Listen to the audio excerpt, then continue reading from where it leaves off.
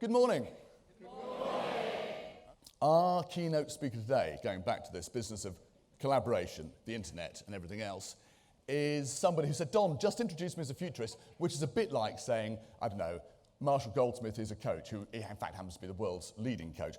Ben Hammersley has got a wide-ranging CV. I'm going to pick some stuff out of it and get him on the stage. Fellow of the Robert Schuman School for Advanced Studies at European University Institute, editor-at-large. He's still editor-at-large at Wired magazine for the UK, member of the European Commission high-level expert group on media freedom, non-resident fellow of the Brookings Institution, and also, of course, a futurist. He's going to take us through the future, work, and how it's going to affect us. Who's in charge? Ladies and gentlemen, please welcome Ben Hammersley.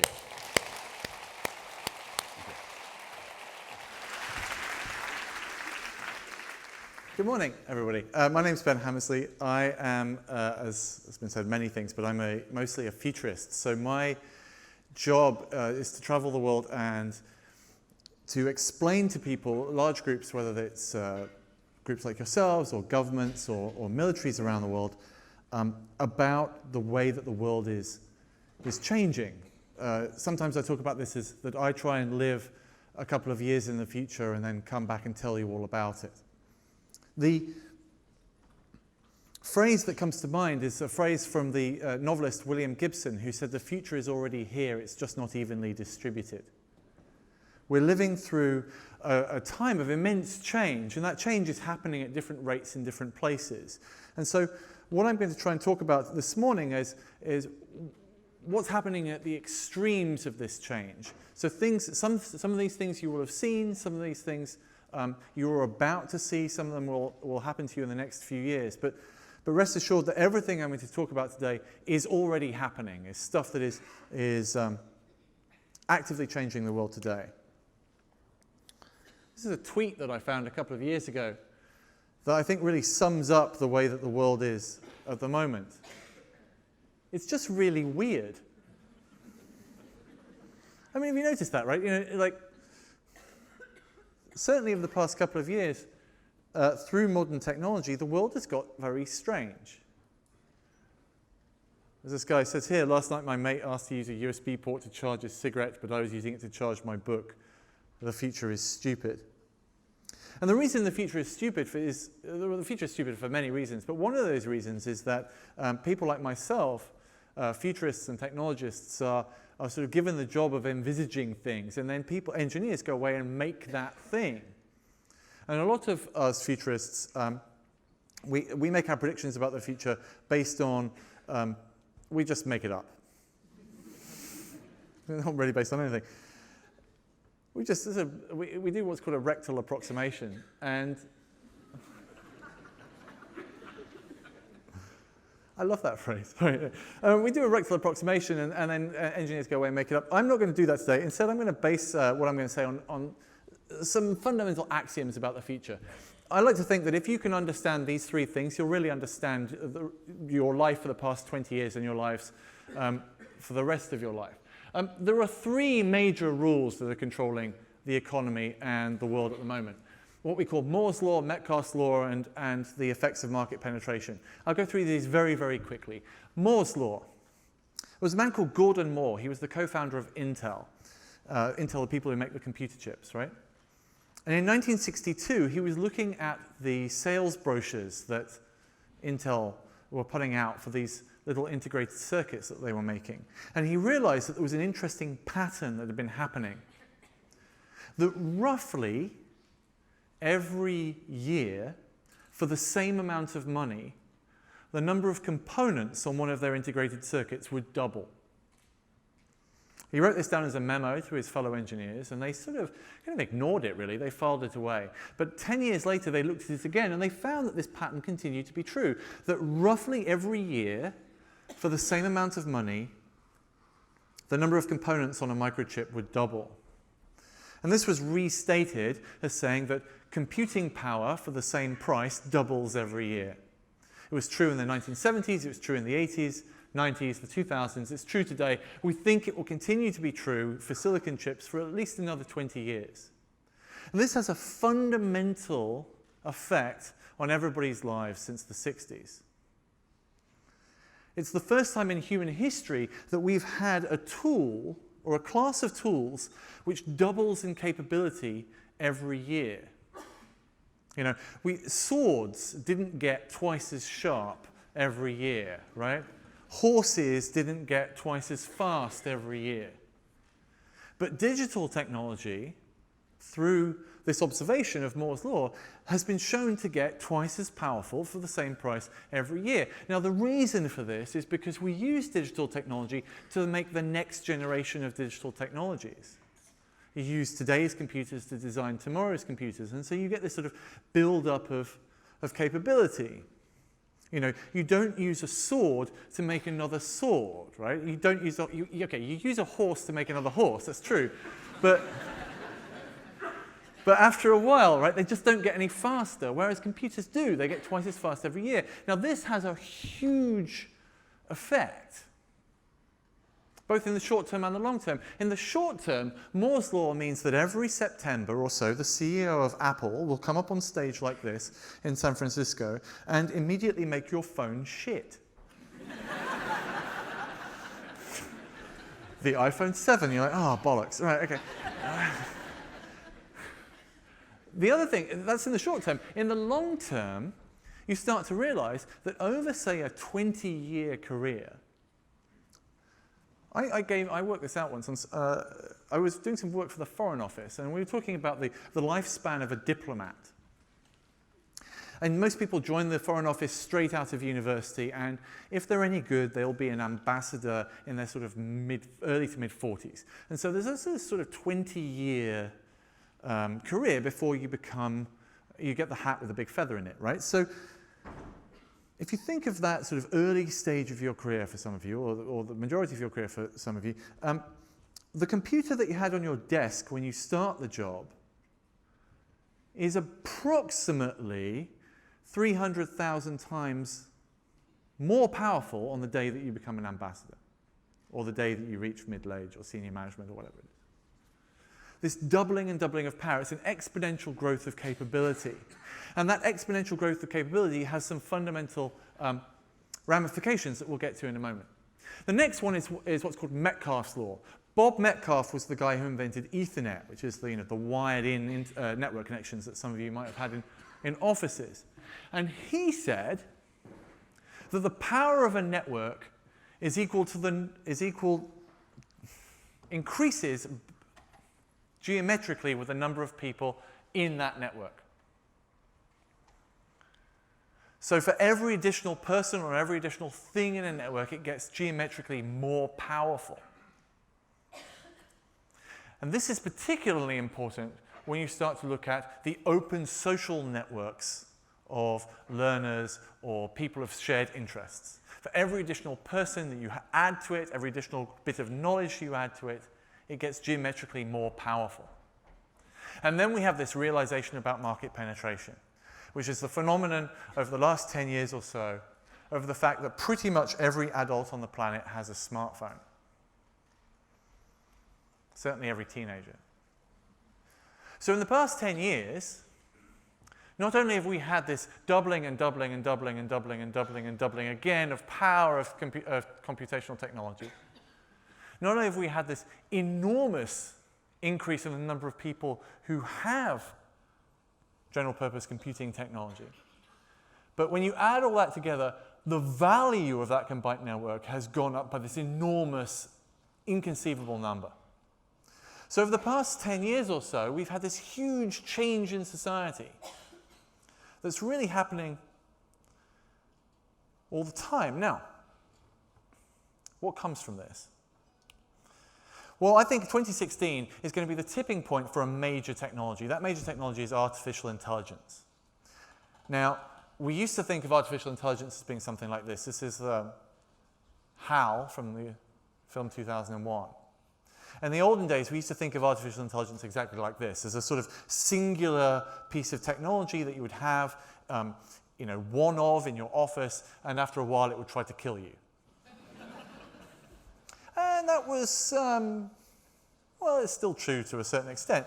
But then a few years ago, artificial intelligence started to look like this. This is a screenshot from the American TV game show Jeopardy from about 4 years ago.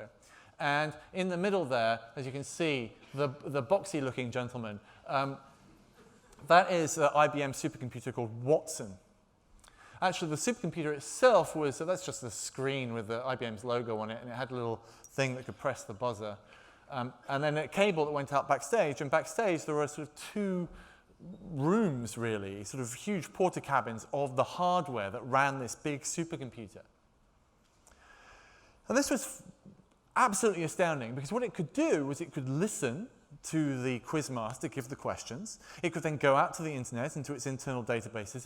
It could process the audio, work out what the question was, go out to its database of facts, and then come back, press the buzzer, and answer the question correctly. Playing against existing champions of Jeopardy.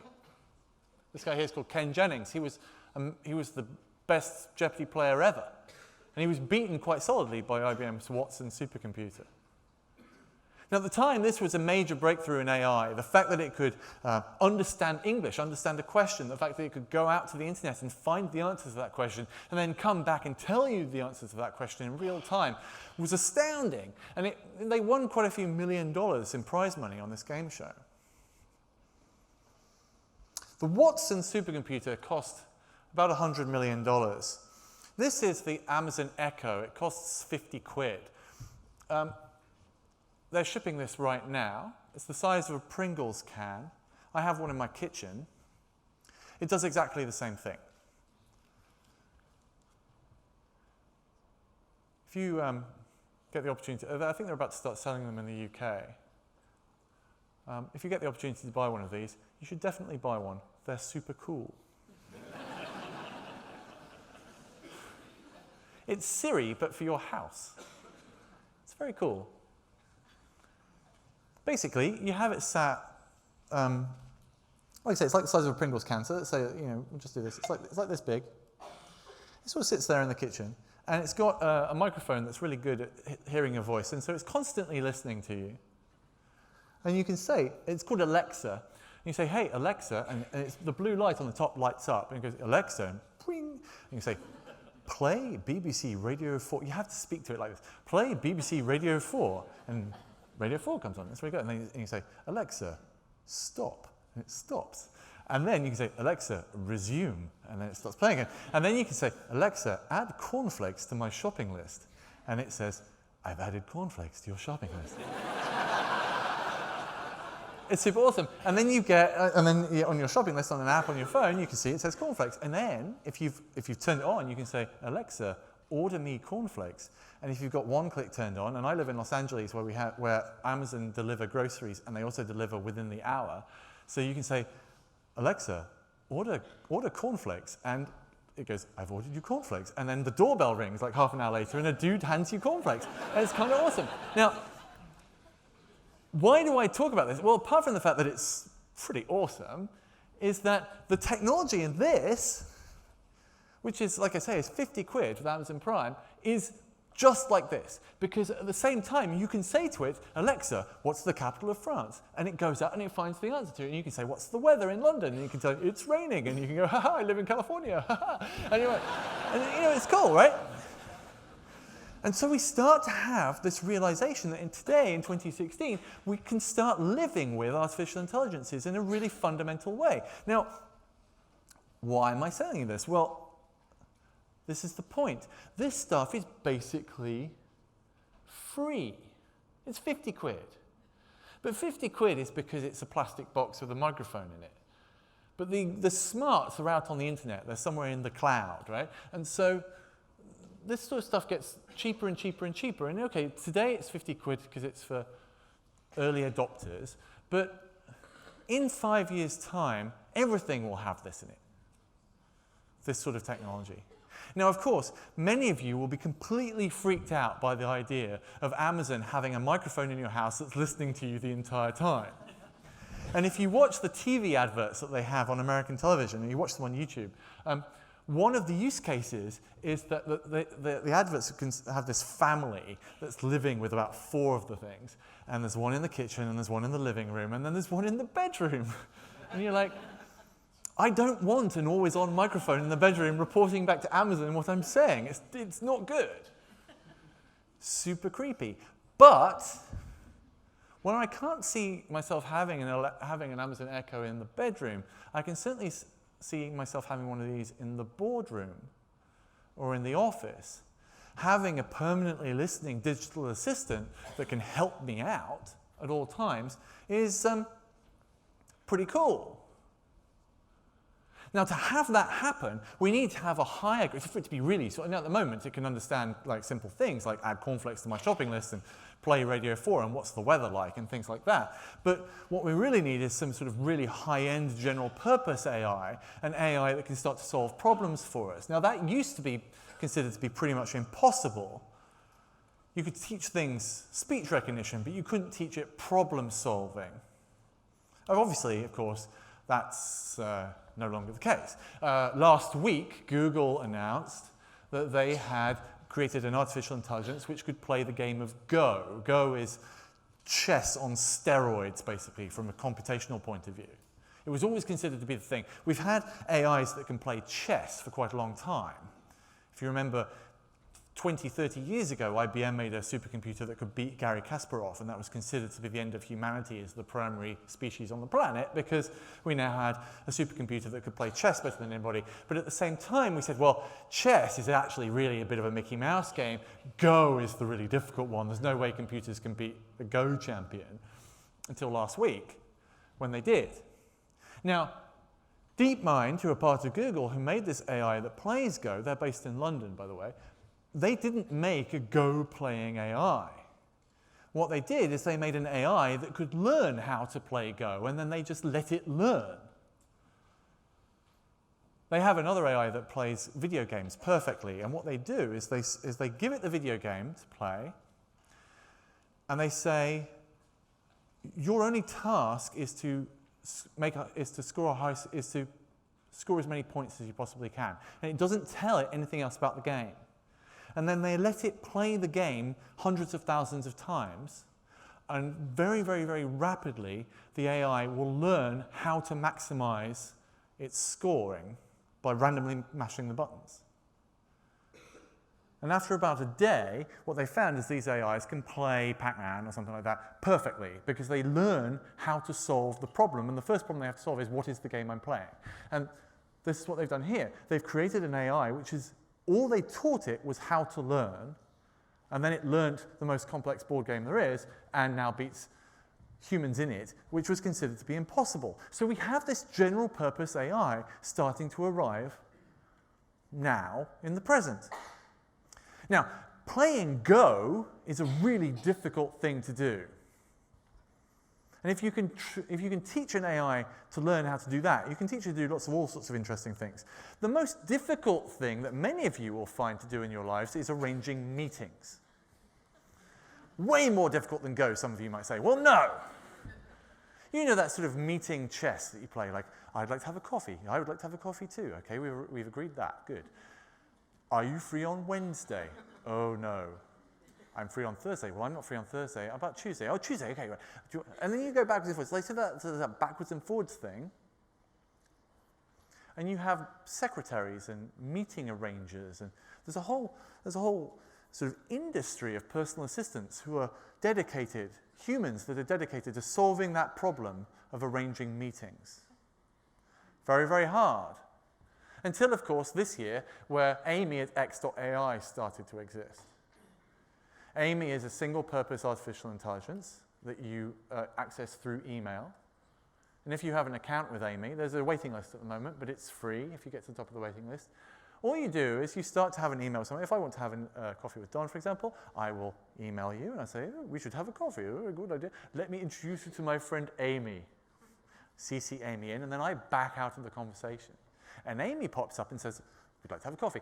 And you and Amy will have a conversation, and you will think Amy is a real person. Because Amy will talk to you in English and will be able to understand your typing and all that sort of stuff and your spelling and everything, right? And at the end of it, you will come to a negotiated agreement with Amy, and then Amy will send me a meeting invitation. And at no point will you realize that Amy is in fact an artificial intelligence. The technology to solve these sorts of simple problems is already here.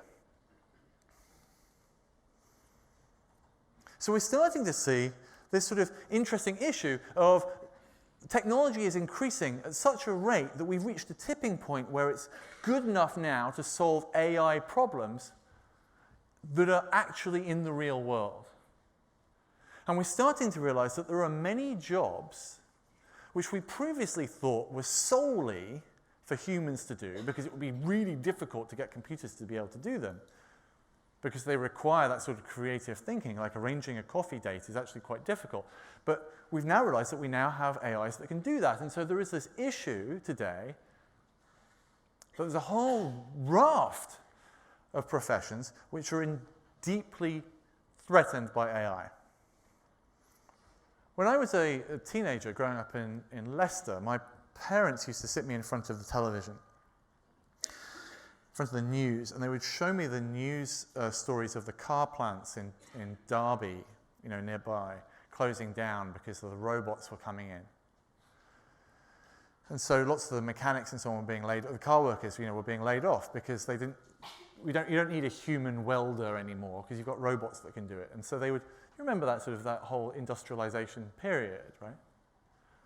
And so they would sit me down and they would say, like, you need to go to university and you need to get a proper job in a proper profession, doing something where you can't be replaced by a robot. You should be a doctor or a lawyer or an accountant. That was terrible advice. Because it turns out that all three of those things are now robots.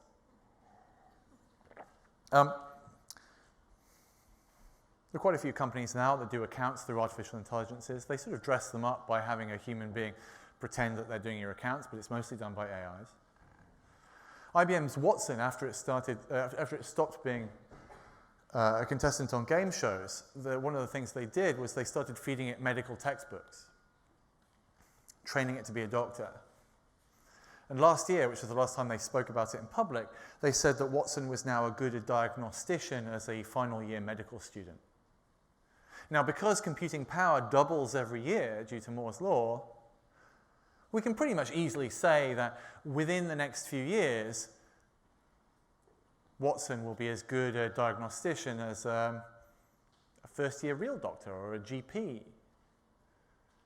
Which means that in 10 years' time, your regular family doctor will be a 99-cent app on your iPhone 15.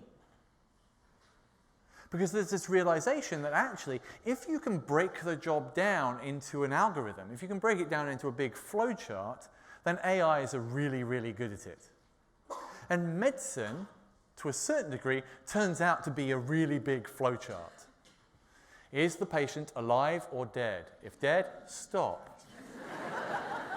Alive? And you just work your way down, right? And so that's quite easy to train an AI to do. But in the olden days, we used to have to train it by giving it every one of those junctions in that tree diagram. But now, through these general purpose AIs, we can train them to work out how that system works by giving it all of these textbooks and having it sort of decode medicine and create its own tree diagrams. In law is even more destroyed by AIs. If you speak to corporate lawyers in the US at the moment, you'll find that there is a huge crisis amongst corporate law because it's completely destroyed. The structure of the legal profession has been completely destroyed. In the olden days, you would go to, I say the olden days, like 2 years ago, right? In the olden days, you would go to law school and you would get into huge amounts of debt. Harvard Law School, you end up with something like $250,000 in debt. And then you would leave and you would go into a big corporate law firm as a junior associate. And a junior associate is effectively, they're taken away and they're locked in a basement for 2 years. And they do what's called document discovery. Document discovery is where you'll have a big case, say like a big fraud case, and they'll have raided the bank or wherever it is that's being accused of this crime, and they grab all of the documents. You've seen those pictures of the cardboard boxes being carried out of offices during the financial crisis and stuff. And then what they do is they put those in basements, and then they fill it with junior associates first year out of law school, and those junior associates go through the paperwork looking for naughty things, like looking for evidence. And at the end of those 2 years, the ones that are still left alive are let out and promoted. And it's sort of a hazing ritual for junior lawyers, right? Now, it turns out that two things happen. The first is that all of that sort of corporate communication, all of that sort of fraud evidence and stuff moved on to electric platforms. There's no paperwork anymore. It's all email servers. So it's increasingly rare to see people carrying boxes of documents out of buildings. Instead, what you see is like one dude with an email server, and that's billions of documents. So that's the first thing. The second thing was that we realized that if it's in electronic form, already, what you don't want to do is print it out and then have junior lawyers look at it. What you want to do instead is just build an artificial intelligence and have that AI look through all that documentation, looking for evidence of law breaking. And so that's what people have done. So you now have the e-discovery industry, which are a whole raft of companies who are building artificial intelligent lawyer bots, which go through this stuff for you. And what that has created is a huge crisis within the legal industry because there's nothing for junior lawyers to do anymore. Law firms, the senior guys are all cool because they've got the difficult, thinky stuff to do. But the grunt work that you have to do traditionally in the first few years of your legal profession is no longer there. It's being done by AIs. And as the AIs get stronger and stronger and more smart, the boundary of the stuff that they can do rises up through the corporate hierarchy. So today, it's the junior lawyers losing their work. Next, it'll be the middle ones. In a decade, it'll be the higher ones, and so on and so on and so on. So we're starting to see this encroachment of these general-purpose AIs, and it's starting to look onto, middle-class jobs. Now, of course, a lot of what I'm talking about here sounds radically science-y fiction-y, right? Like the Google self-driving car. Google make amazing software, but they can't style a car for shit. I mean, as you can see, right? And you look at it, so we hear about the Google self-driving car, and you're like, yes, self-driving car, yes, very good, Google. There's no way that anybody's going to buy one of those things. Look at it, and besides, the first time it rains, or whatever. And, it becomes a sort of science fiction-y story of something that one day will appear in the future. This is the Tesla P90D, Model S P90D. I drove one of these last week. It was awesome. I got a commission from Esquire magazine to write an article about the chief designer of Tesla. And like I say, I live in LA, and Tesla is up near San Francisco. And so usually I would fly. It's about a 5-hour drive, and I would fly up there. But I'd never driven a Tesla before. So I was like, can I borrow one? And they're like, yeah, totally. So they lent me one, and they lent me the really fast one. It's really, really fast. It does 0 to 60 in 2.6 seconds. It's fucking quick. It's really, really fast. Okay. Anyway, I'll tell you about that later. It was really quick. But the cool thing about this is that you can buy these now. They're about $100,000, $100,000. So they're about 70 grand. And the cool thing about this is that last October they upgraded the software in them, and so when you're driving along, quite quickly, it has cameras all the way in here, and it can see the road in front of it. And when you're driving down the motorway, the dashboard gives you the option. And if you accept the option by flicking the switch, you can take your hands off the wheel and your feet off the pedals, and it will drive for you. Right? It stays in lane for you, and it will also stay a certain distance back from the car in front of you. So you can say, as I did the other day, I'd like to go to 85 miles an hour, please, that way. And then you take your hands off the... And I drove for about 200 miles with my hands off the wheel and my feet off the pedals at 85 miles an hour. The car drives itself. It's basically an artificial intelligence with a rocket strapped to the bottom of it and an armchair. Right?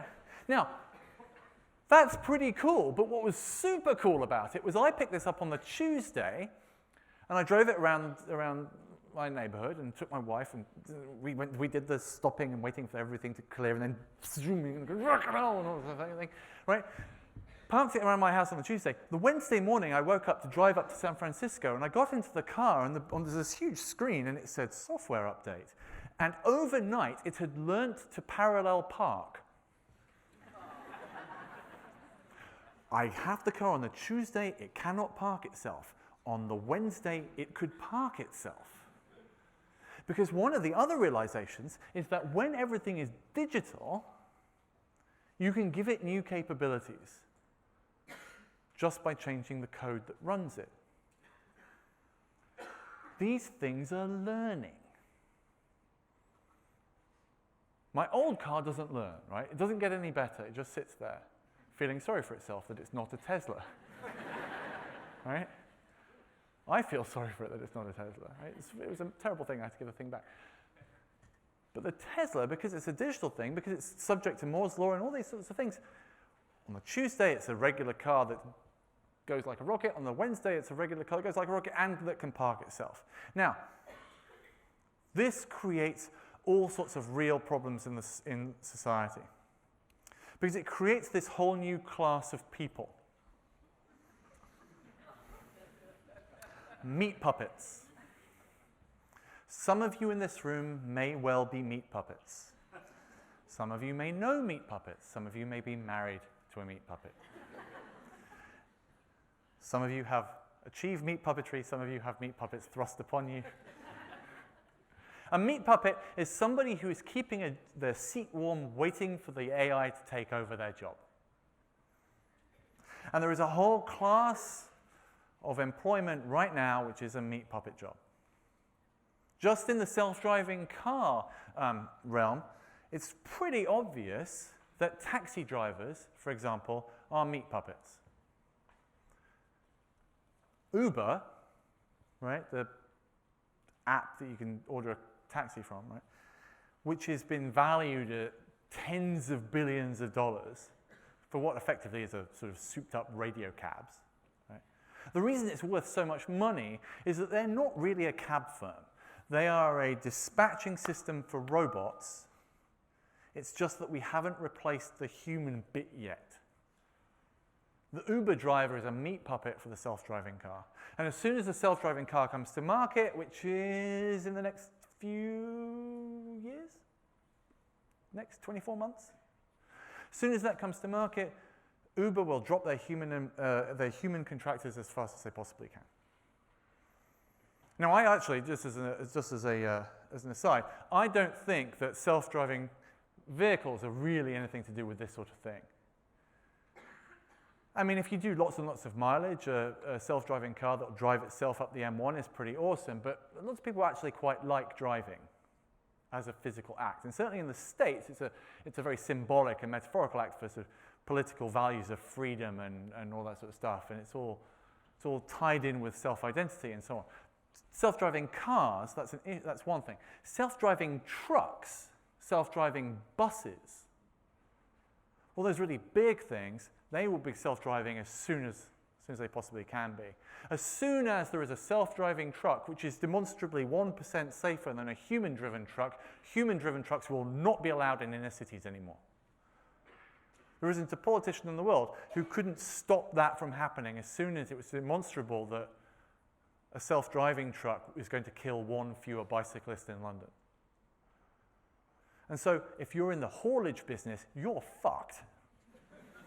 Because this is going to happen very soon. And so your job in the L&D world is to work out, really, which industries are sort of meat puppeted industries, and to help them deal with that transition. Now, of course, as a futurist, my job is to stand up here on stage and say, like, you know, by 11 o'clock this morning, you know, the machines are going to take over.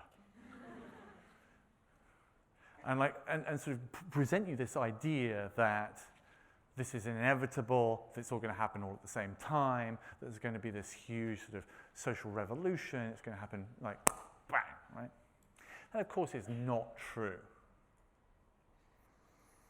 There's always this objection, and this objection is entirely valid, that all of these scenarios that junior lawyers are going to be put out of business, that most doctors are going to be AIs, that secretaries no longer have a role in the world because meetings can be arranged by, that trucks will be self-driven, all these sorts of things. All these, there's a dominant narrative that that is going to happen to everybody all at the same time, and it's going to be devastating. Of course, it's not really true. This is a sort of change that happens over a generation or two. And for some of you, for many of you, and for many regions in this country and many regions around the world, it will never happen. You go to certain bits of the UK, they're still living in 1956, and it's fine, So you can, if you want, right now, choose to take solace in the fact that you've probably got a 20-year runway. And life will get more and more boring and less lucrative. But you could probably, everybody in this room, probably get to retirement before you really have to deal with this stuff, if you want. If you want. But these sorts of technological changes that I'm talking about are happening somewhere on the planet right now. And Moore's law has this horrible sort of trap. I call it the Kodak problem. Kodak invented the digital camera in 1978. And at the same time as they invented the digital camera, they also were making Kodachrome, which is the most beautiful photographic film in the world. Paul Simon wrote a song about Kodachrome. It's gorgeous. It takes beautiful photographs. And so the board of Kodak looked at this digital camera that they'd made that was a 0.1 megapixel camera. It took pictures that looked like a chessboard, and it recorded them to audio cassette tape. And it took 7 minutes to save a single photograph. It was rubbish. And they compared it with Kodachrome, which they made, which was amazing. And they said, look, we make Kodachrome, which is beautiful, and there's this thing called digital photography, which is patently shit. So we're going to not invest any money in the digital thing. The day that Kodak went bankrupt, about 30 years later, was the day that Instagram, which is an app, as you know, that takes pictures to make it look as if it's taken on old Kodak film, was sold to Facebook for $800 million and had at the time 8 employees. Kodak made a fundamental error in not realizing the implications of Moore's law. And the implication of Moore's law is that if it exists digitally, even if it's not very good, it will inevitably and eventually become amazing. Simply through that sort of pseudo-natural process of the doubling and doubling and doubling of computing power.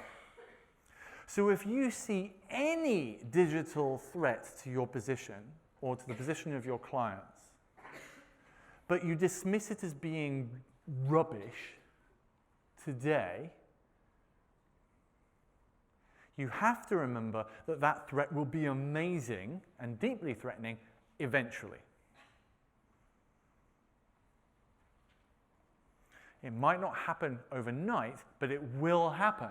And you have to make the personal choice as to work out precisely how much runway you've got left before it kills you. Now, these sorts of sociological changes happen at many levels. One of the levels it happens at is a very intimate one. This has been really the, I think, one of the most fundamental changes that's happened over the past few years. This realization that technology has not only not been a desk-based thing, but it's become an incredibly intimate thing.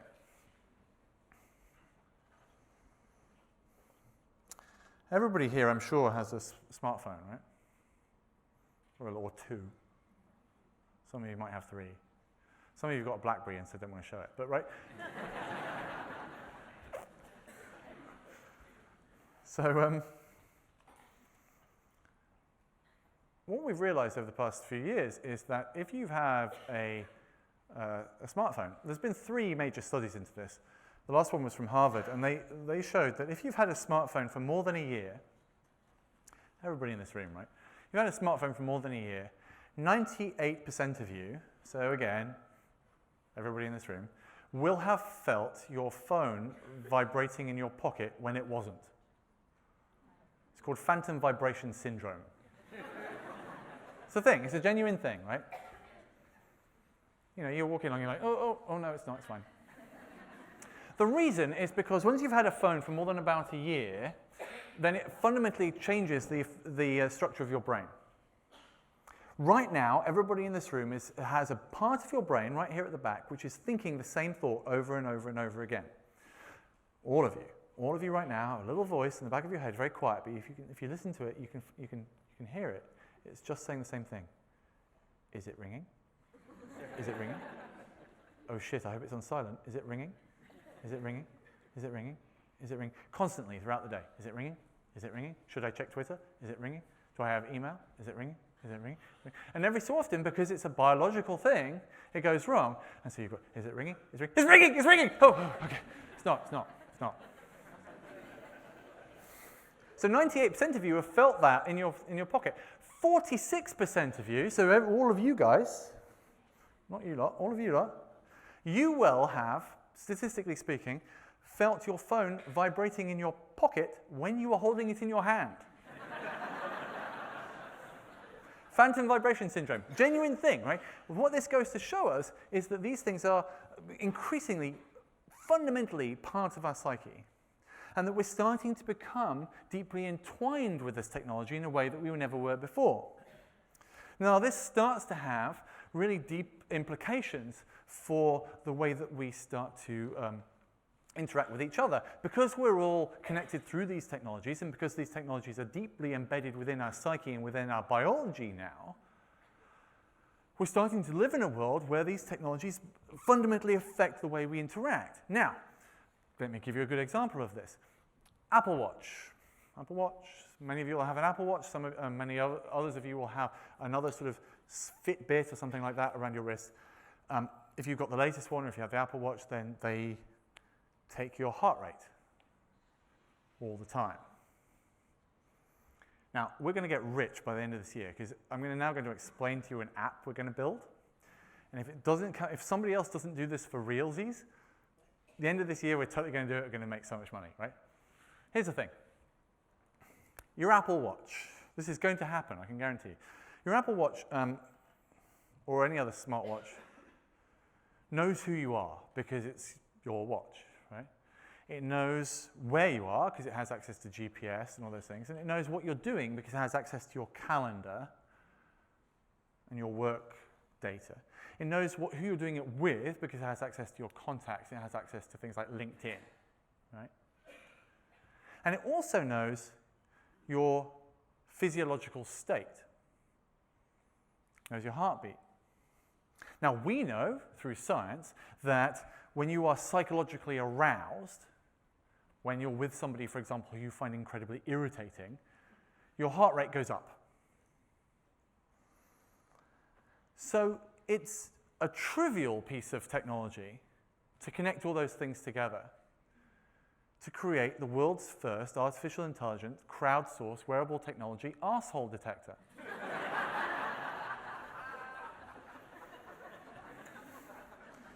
It's 11 o'clock. I'm in a meeting with Bob.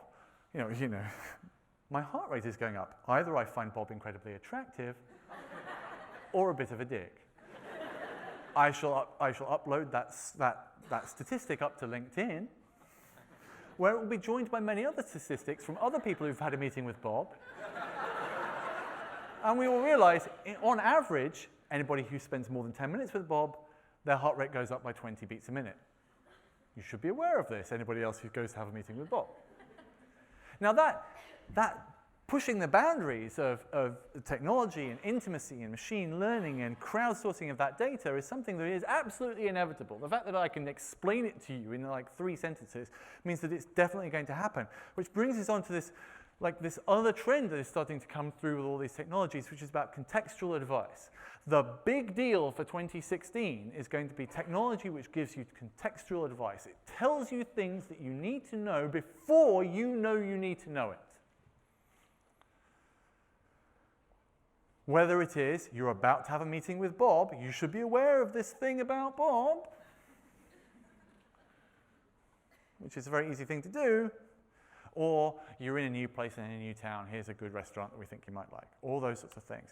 And Apple have spoken about this. This is a photograph from the last keynote that they gave. It's talking about Siri being a proactive assistant. That's going to start kicking in over the rest of this year. Google Now is going to be much more proactive. All of these technologies that you have in your pocket already are going to start to be more and more proactive. Now, that proactiveness is very, very important, but it starts to, and uses this machine learning to start to be useful for you. And that is something which is being used across industry.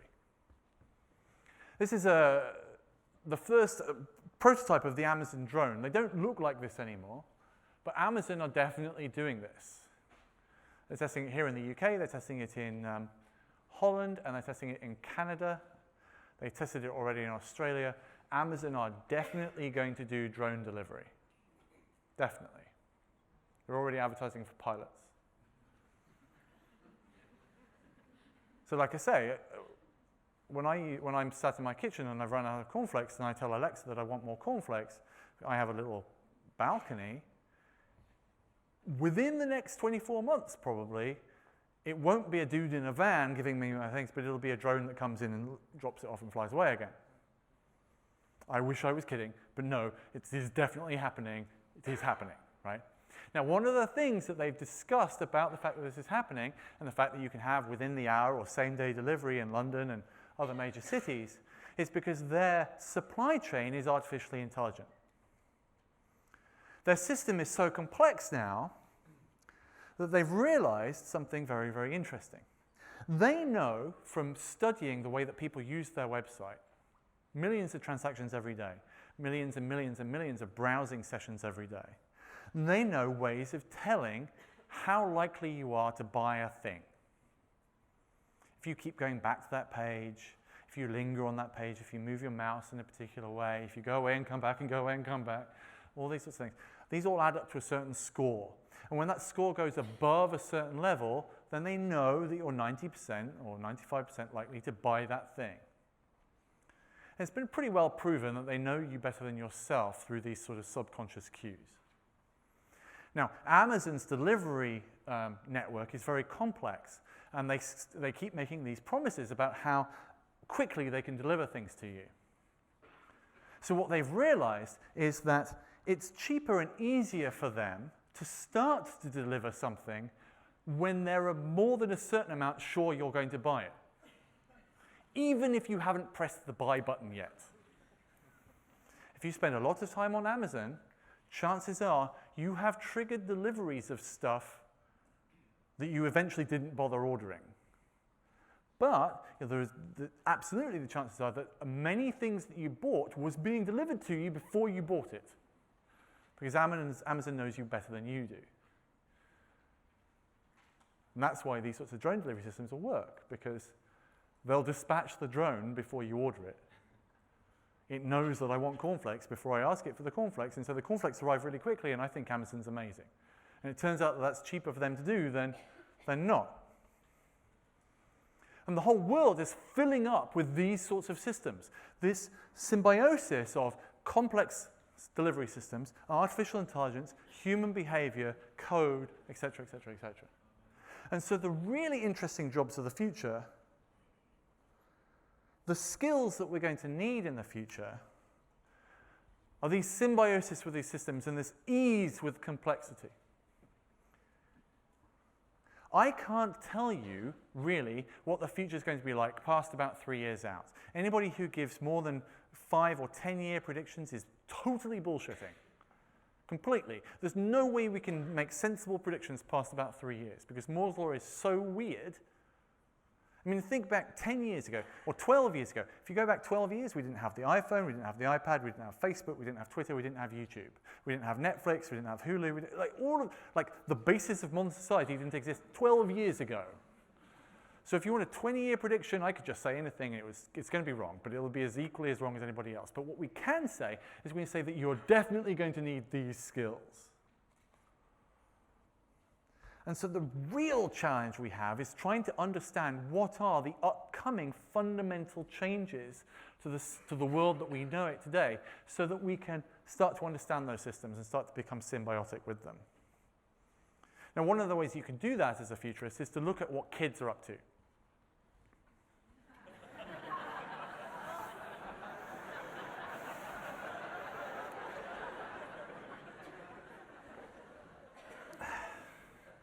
I've never typed it in. I really want to type it in and find out what they want. Those of you who don't get this is a letter to Father Christmas, obviously, where they just give the URL for their Amazon wish list. Amazon don't know whether you've been naughty or nice. That's Google's problem.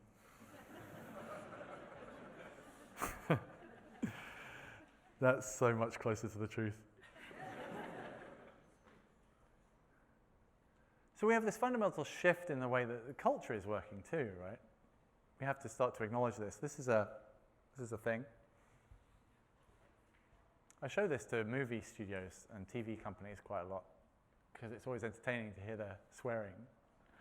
This is the most successful movie star in the world. It's a woman called Disney Collector. If you've got 4-year-old kids, you will know Disney Collector. If you don't, you have never heard of this person. Disney Collector is a Latina woman living somewhere in Miami, we think. We don't know. We know she's Latina from her accent. We know she's a woman from her accent and from her very nicely done hands. She has a beautiful manicure. And she makes these videos like once a week or so, which is they're unboxing videos. So they're her hands reaching into the frame like this and taking a toy, usually a Disney toy, and unboxing it and talking very softly about the toy. Here is the Princess Elsa Play-Doh set, and I'm just taking it out of the box now, and I'm playing with it. It's kind of weird. The 9-minute, 12-second movie that she made about the Play-Doh Sparkle Princess Ariel, Elsa, and Anna, this has had, I don't know if you can see this, 99,638,379 views. The least popular video when I took this shot the other month, which is from the Lightning McQueen, the Pixar movie that nobody watched. Whatever that is, right? Lunchbox, Cars, thank you, Cars, yeah. 49 million views. A disappointing week's work for her. Massive shift in culture, right? Anybody under the age of 10, she's a massive star. Anybody over the age of 10, this is bewildering. And these people are going to enter the workforce in 10 years' time.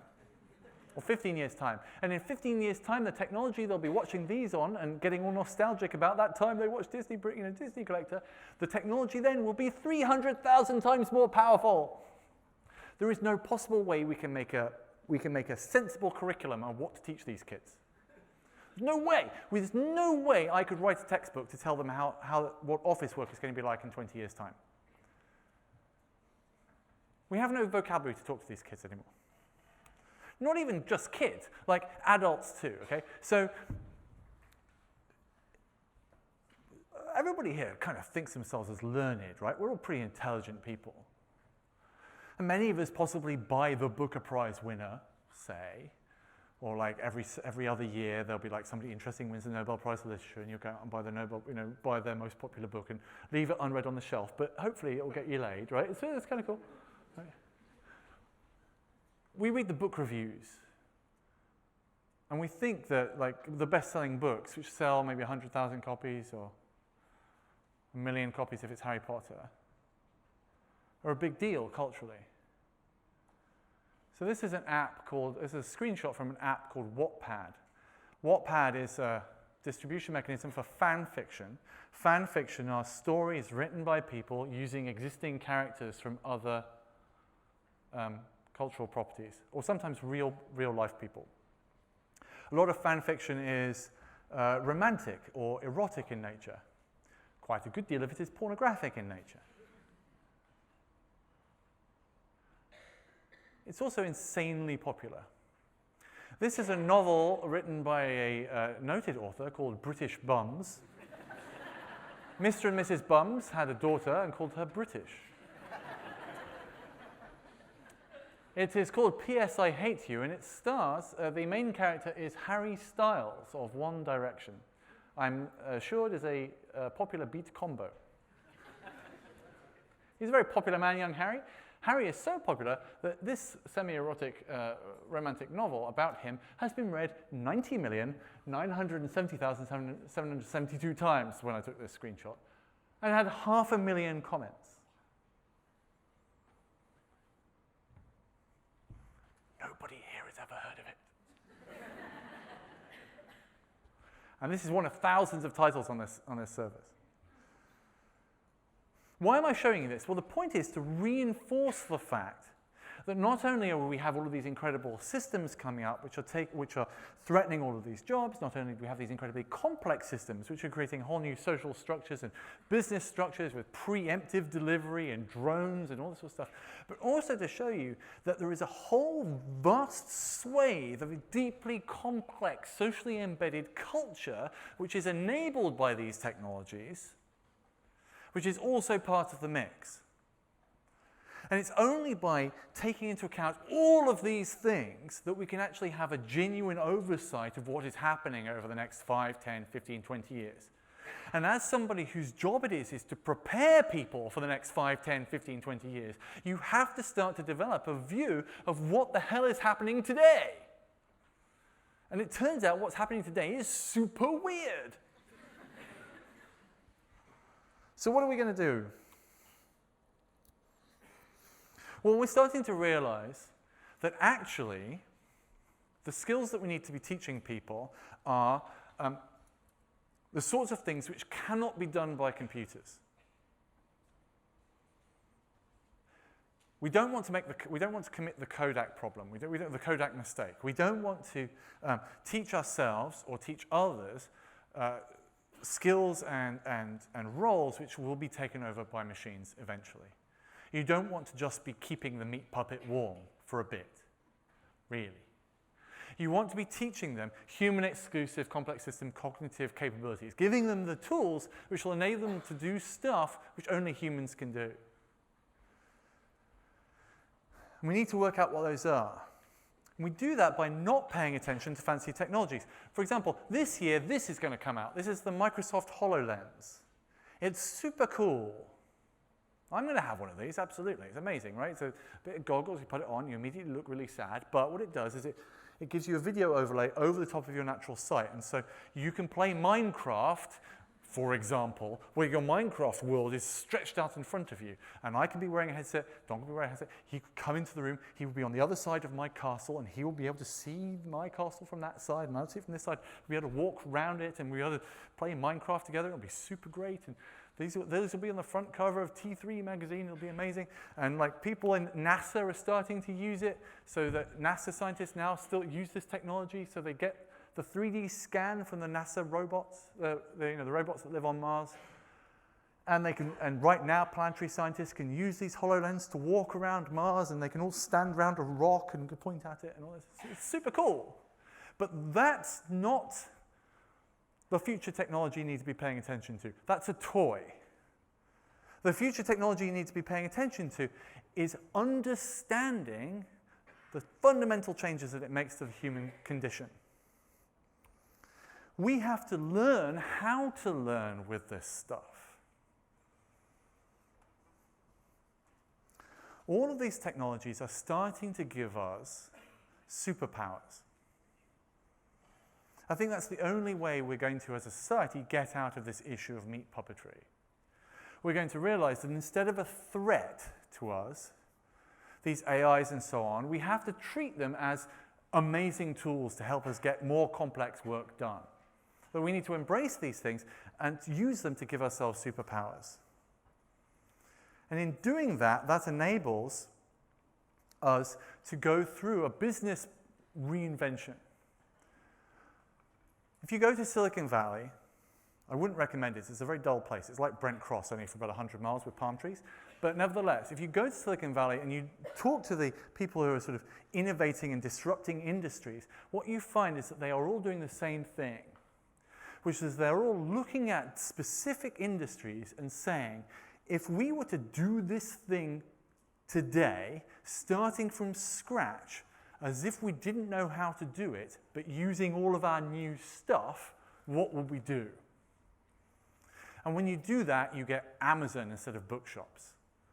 And you get, Expedia instead of travel agents, and so on. You get a complete disruption of existing industries. And that legacy-free reinvention is something that's going to be happening for the next 20 years. And so we need to learn how that works. And so what does this mean for you? Well, it means that we have to start to assess how we as individuals and how we as teachers and leaders can enable ourselves and others to think in this new way, to take these new technologies that are available and use them to reinvent their industries as if from scratch, and to treat them as superpowers rather than existential threats. If you can do that, then the next 20 years, whatever is going to happen in the next 20 years, will be one of great success. If you can't, then as I say, you've got 20 years. After that, you'll be irrelevant, but you'll have still had a nice time. Thank you very much.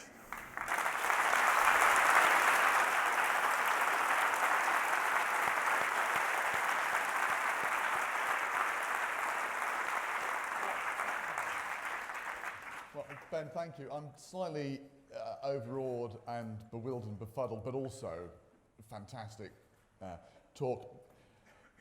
We don't have time for Q&A, unfortunately, but I'm just going to ask you one question anyway. Right. Put you on the spot. Okay. Everyone's here. They're going to be leaving. They're going to be going back to your offices tomorrow, Friday, all bright and G'd up from the conference, ready to go to work. The world's changing enormously. You know what I'm going to say, don't you? There's one thing. What is the one thing that they're going to do? Ben doesn't know this question's coming to him, by the way. Okay. 9 o'clock tomorrow morning, sitting out the office, what are we going to do to get your hands around the future and put yourself in the driving seat? That's such a mean question to ask, isn't it? Call up Tesla and ask them nicely. What's the first thing you can do? I think it's a mind shift change. And the mind shift change is that legacy renewal idea, that legacy-free renewal idea, which is to spend some time looking at everything you do in your life and work. Just choose a domain, whatever it is, right, at work, and go, if we were to start doing this today from scratch, right? Never mind what we've always done, never mind what is considered best practice, never mind that. But if we were to do this from scratch today, given all of the toys that we've got to play with, all of the tools that we have, how would we do this thing? And that's actually quite hard, yes, because the metacognition involved in that is very difficult to step back from that. And it is a skill within itself. But if you can do that, then you will find that there are many improvements that you can make, and there are many realizations that come from that. If I just have 30 seconds to give you an example of this. I haven't got the slide to show you, but all of these technologies have ramifications. And one of the ramifications that the internet, we've known about the internet for forever, is this death of distance idea, that you can work from pretty much anywhere for a certain class of jobs. There are a couple of websites, and I can share them on Twitter or whatever later, but there are a couple of websites now which realized that there are a whole class of people who went to business school in the US, got MBAs, and then kind of noped out of the corporate world. They're just like, nah. And they all moved to Bali, it turns out. Right. And so it turns out that there are certain beaches in Bali that have more MBAs doing yoga than anywhere else in the world, right?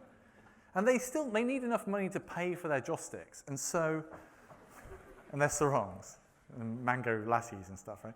And so there are quite a few websites now where you can rent a Harvard MBA by the hour. Now, what this means is that if you ever have anything that requires like an MBA level execution, Bali is on the other side of the globe, which means that you can get stuff done overnight by people who are really good for about 50 quid an hour. right? And so I have had, and the same thing for the design industry as well. Yeah. So I've had major work done by major designers and by major MBA, like senior level, 20-year consultants and so on, for about 200 quid, where I've ordered it at 5 o'clock in the evening as I was leaving the office, and when I arrived at 8 o'clock the next morning, it was done. Now, that realization that the internet has given me a superpower, and the superpower is I can, through the force of my will and typing, get MBA level work done for me whilst I'm in the pub, has given me a superpower. And that's enormously liberating, as long as you don't tell your client. And so it's a banal example, but it's the idea of you have to look at everything you do and go, is there a better way of doing this? And when you go through that process, and it's a long and arduous process, but when you do, then you realize that actually the world is much wider and much more interesting. Don't wait until Friday morning, because this, as Ben says, is something that doesn't happen when you sit down and think about it hard. It's a skill, takes time. It happens best when you discuss it with other people. Guess what? Other people. Today, take this challenge.